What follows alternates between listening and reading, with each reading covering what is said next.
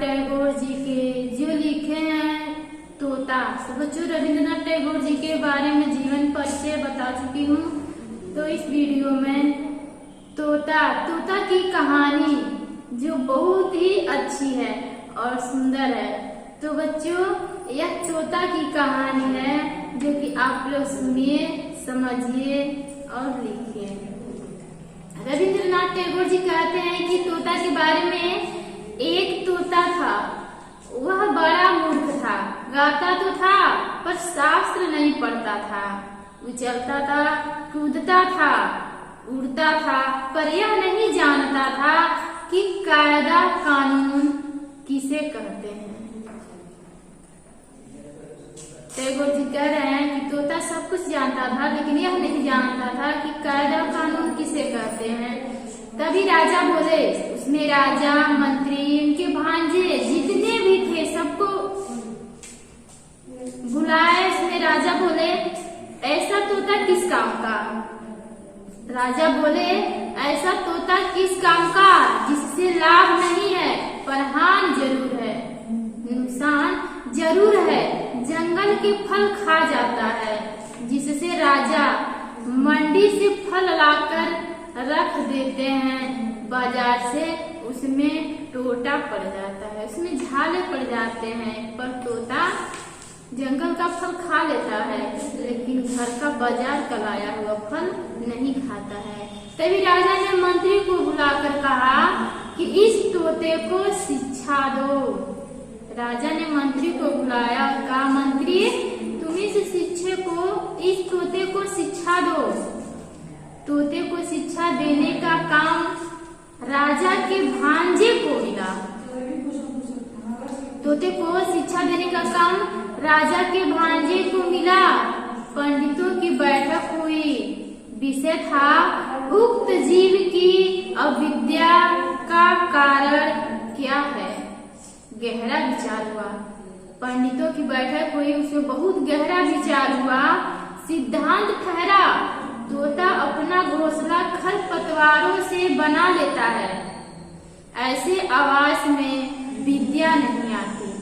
पंडितों ने कहा, तोता एक पक्षी ऐसा चीज है जो खरपतवारों से अपना घोंसला बना लेता है, लेकिन ऐसे आवास में विद्या नहीं आती। इसलिए सबसे पहले तो यह आवश्यक है कि इसके लिए कोई एक बढ़िया सा पिंजरा बनवाया जाए। कोई बढ़िया सा पिंजरा बनवा दिया जाए। राज पंडितों को दक्षिणा मिली। राजा के दरबार से पंडितों को दक्षिणा मिली और वे प्रसन्न होकर अपने अपने घर चले गए। सुनार बुलवाया गया। वह सोने का पिंजरा तैयार करने में जुट गया। सुनार जो था सोने का पिंजरा तैयार करने में जुट गया। पिंजरा ऐसा अनोखा बना कि उसे देखने के लिए देश विदेश के लोग इकट्ठा हो जाते थे। कोई कहता शिक्षा को तो इति हो गई, कोई कहता शिक्षा की तो इति हो गई, कोई कहता शिक्षा न हो तो क्या, पिंजरा तो है ना। कोई कहता शिक्षा नहीं है तो क्या हुआ, पिंजरा तो बना हुआ है। इस तोते का भी नसीब क्या है? लोगों ने कहा, इस तोते का नसीब क्या है? सुनार को थैलियां भर भर कर इनाम मिला। वह उसी घड़ी अपने घर की ओर रवाना होकर चला गया। पंडित जी तोते को विद्या पढ़ाने बैठे।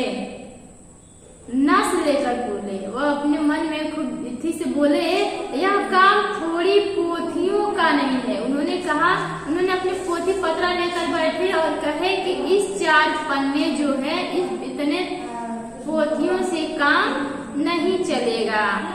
राजा ने भांजे को बुलाया। उसी समय पोथी लिखने वालों को बुलाया।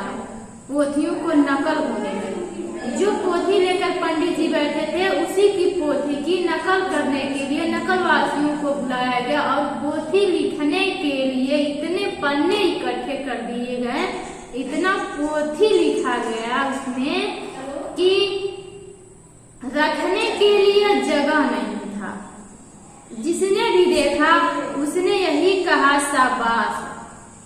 जिसने भी देखा उसने कहा इतने पोथियों का ढेर लगा है, शाबाश, इतना पोथी है, इतनी विद्या के धरने की जगह भी नहीं होगी, इतनी विद्या को रखने के लिए जगह भी नहीं होगा। नखलवासियों की लड्डू बैलों को भर भर कर बैलगाड़ी में भर भर कर इनाम दिया गया।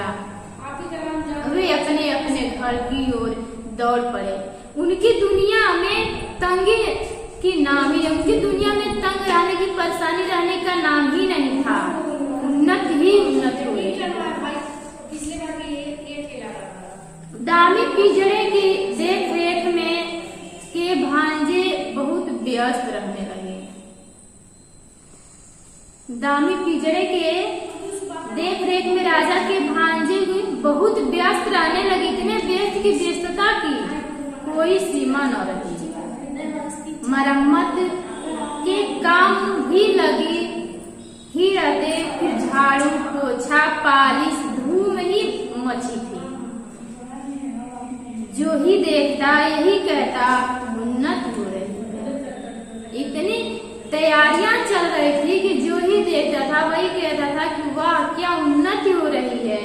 इन कामों पर अनेक अनेक लोग आए, इन काम करने के लिए अनेक अनेक लोग आए, अनेक लोग देखने लगे, देख रेख में लग गए।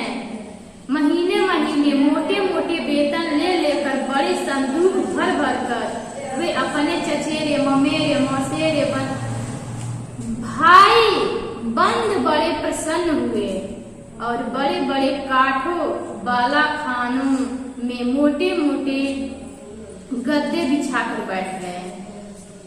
संसार में और अभाव तो अनेक है, पर निंदक की कोई कमी नहीं। कह रहे हैं लेखक, संसार में और अभाव तो अनेक है लेकिन निंदक की कोई कमी नहीं। या एक ढूंढो हजार मिलते हैं। लेखक कह रहे हैं निंदक की कोई कमी नहीं है, एक ढूंढो हजार मिलते हैं। वे बोले पिंजरे की तो उन्नति हो रही है, पर तोते की खोज खबर लेने वाला कोई नहीं है। निंदक कह रहा है कि पिंजरे की तो खोज खबर हो रही है, उन्नत हो रही है, लेकिन तोते की खोज खबर रखने वाला कोई नहीं है। बात राजा के कानों में पड़ी। उन्होंने भांजे को बुलाया और कहा, क्यों भांजे साहब, यह कैसी बात सुनाई दे रही है। भांजे ने कहा, महाराज अगर सच सच सुनना चाहते हैं, बात सच सच सुनना चाहते हैं तो हजार सुनारों को बुलाइए, पंडितों को बुलाइए, नकलवासियों को बुलाइए, मरम्मत करने वालों को बुलाइए, जितने काम में लगे थे उतने मजदूरों को बुलाइए और निंदकों को हलवे मारे में हिस्सा नहीं मिलता, इसीलिए वे ऐसी बातें करते हैं। जो राजा के भांजे ने थे उन्होंने कहा, उनकी बात को टाल दिया। उन्होंने कहा कि निंदकों की जब हलवे मारे में हिस्सा नहीं मिलता तो ऐसे ही निंदक करते हैं। जवाब सुनकर राजा ने पूरे मामले को भली भांति और साफ साफ तौर से समझ लिया। भांजे के गले में तत्काल सोने के हार पहनाए हैं। जब भांजे ने इतना बड़ा चढ़ाकर बोल दिया तो राजा ने अपने भांजे के गले में सोने का हार पहना दिया। राजा का मन हुआ कि एक बार चलकर अपनी आंखों से यह देख ले कि कैसे धूम धड़ाके और कैसी बगटूट तेजी के साथ चल रही है। सो एक दिन वह अपने मुसाहबों, मुहल्लों, मित्रों और मंत्रियों के साथ शिक्षाशाला में आ पहुंचे। उन्होंने विचार किया कि मुझे देख लेना चाहिए कि कैसी शिक्षा चल रही है। उन्होंने अपने मंत्रियों के साथ, अपने पहरेदारों के साथ उस शिक्षाशाला में पहुंच गए।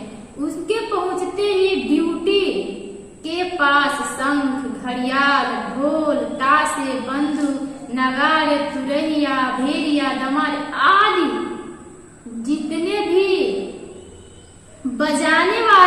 बांसुरिया, झाल, करताल जितने भी बजाने वाले थे अपने अपने ड्यूटी पर लग गए और पंडित जी जो थे वो गला फाड़ फाड़ कर बूटियां फड़का फड़का कर मंत्र पाठ करने लगे। मंत्री, मजदूर, सुनार, नकलवासी, देखभाल करने वाले और उन सभी के ममेरे, फुफेरे, चचेरे, मौसेरे, भाई जितने भी थे राजा को देखकर जय जयकार करने लगे। भांजा बोला, महाराज देख रहे हैं ना? महाराज ने कहा, आश्चर्य, शब्द तो कोई कम नहीं हो रहा। भांजा बोला, शब्द ही क्यों, इसके अर्थ भी कोई कम नहीं है। राजा प्रसन्न होकर लौट पड़े। ड्यूटी को पार करके हाथी पर बैठने ही वाले थे कि पास के झुरमुट से आवाज आई। निंदक बोला, महाराज आपने तोता को देखा ही नहीं। उन्होंने कहा, महाराज आपने तोता को देखा नहीं। लौटकर पंडित से बोले, मुझे यह देखना है कि तोते को तुम पढ़ाते किस ढंग से हो। राजा ने जब इतना बात सुना तो मैं फिर वापस लौट कर आया, पंडित जी से पूछा कि मुझे देखना है कि आप तोते को किस ढंग से पढ़ाते हैं। पढ़ाने का ढंग उन्हें दिखाया गया। देखकर उनकी खुशी का ठिकाना न रहा। पढ़ाने को देखने की जरूरत ही क्या है। राजा ने कहे कि बहुत अच्छा, बहुत बढ़िया है, लेकिन पढ़ाने को देखने का क्या जरूरत है? कौन कैसा पढ़ा रहा है, उसे देखे बिना ही काम चल सकता है।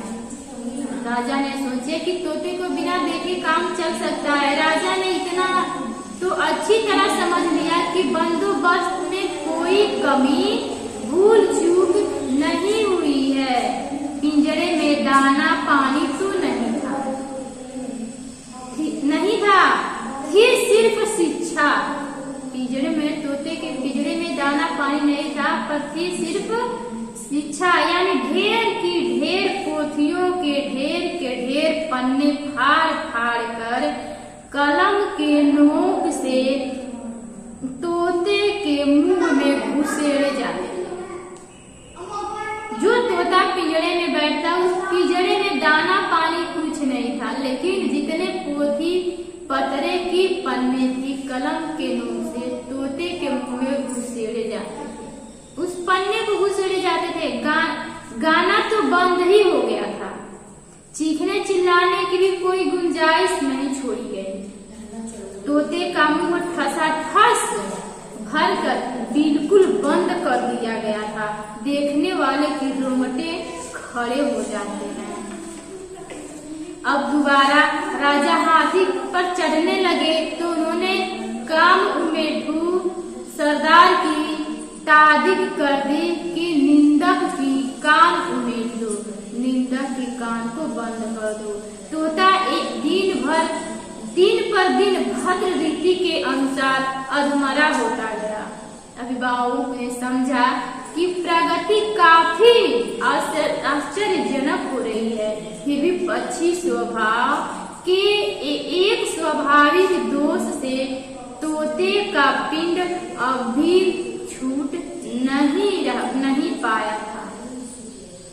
सुबह होती वह उजाले की ओर टुकुर टुकुर देखता था, निहारने लगता था और बड़ी ही अनन्या भरी रीति से अपने पंखे फड़फड़ाने लगता था। इतना ही नहीं, किसी दिन वह अपने चोंच से पिंजरे को सलाखे काटने में जुटा हुआ था। कभी कभी वह जब मजबूर होता था तो बाहर झांकने लगता था और अपने पंख फड़फड़ाने लगता था और अपनी चोंच से पिंजरे के सलाखे को काटने में जुटा था। कोतवाल गरजा, यह कैसी बेअदबी है। फौरन लुहार हाजिर हुआ, आग, भाथी और हथौड़ा लेकर। वह धमाधम लोहा पिटाई शुरू की। कुछ न पूछिए, लोहे की सांकल तैयार की गई और तोते के डायने को काट दिया गया। जब तोता पंख फड़फड़ाता था तो वह अपने तोते के पंख को काट दिया गया।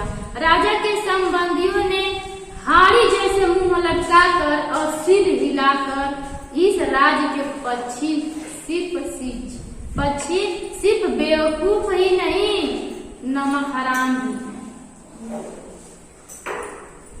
कह रहे हैं कि राजा के जितने सगे संबंधी थे हाड़ी जैसे मुंह फुला लिए और सर हिलाकर गाने लगे कि इस राज्य के पक्षी सिर्फ बेवकूफ ही नहीं नमक हराम भी हैं। और तब पंडितों ने एक हाथ में कलम और दूसरे हाथ में बर्छा ले लेकर वह कांड रचाया जिसे शिक्षा कहते हैं। लुहार की लुहासा बेहद फैल गई और लुहारिन के अंगों पर सोने के गहने शोभने लगे और कोतवाल की चतुराई देखकर राजा ने उसे सिरोपा अदा किया। तोता मर गया। कब मरा इसका निश्चय कोई नहीं कर सकता। कमबख्त निंदक ने अफवाह फैलाई कि तोता मर गया। राजा ने भांजे को बुलाया और कहा, भांजे साहब, यह मैंने कैसी बात सुनी जा रही है। भांजे ने कहा, महाराज, तोते की शिक्षा पूरी हो गई है। राजा ने पूछा, अब भी वह उछलता कूदता है? भांजा बोला, अजी राम कहिए। फिर राजा बोले, अब भी उड़ता है? ना, कतई नहीं। अब भी गाता है? भांजा बोला, नहीं तो। दाना न मिलने पर अब भी चिल्लाता है? भांजा फिर बोला, ना। राजा ने कहा, एक बार तोते को लाना तो सही, देखूंगा जरा। तोता लाया गया। साथ में कोतवाल आए, प्यादे आए, घुड़सवार आए। राजा ने तोते को चुटकी से दबाया। राजा ने तोते के पेट को जब चुटकी से दबाया, तोते ने न हाँ हूँ ही कुछ नहीं किया। हाँ, उसके पेट में पोथियों के सूखे पत्ते खड़खड़ाने लगे। जब वो दाना पानी नहीं खाता था, जब उसके पेट में, उसके मुंह में पोथियों का पन्ना ठूसा जा रहा था, तो उसके पेट में सिर्फ पन्ने ही तो खड़खड़ाएंगे, खड़खड़ाने जरूर लगे। 12 न वसंत की दक्षिणी बयार में न पल्लवों ने अपने निश्वासों से मुखरित बन के आकाश को आहुल कर दिया। जब तोते को दाना पानी नहीं मिलता था, शिक्षा देने के बजाय उसको मुंह में पन्ना ठूस कर उसे मार दिया गया। राजा जब देखते थे कहते थे बहुत अच्छा शिक्षा दिया जा रहा है, लेकिन अंत में जब उन्हें अपने खुद हाथ से जब तोते को देखे तो उसमें उसके पेट में सिर्फ पन्ने ही पन्ने खड़खड़ा रहे थे।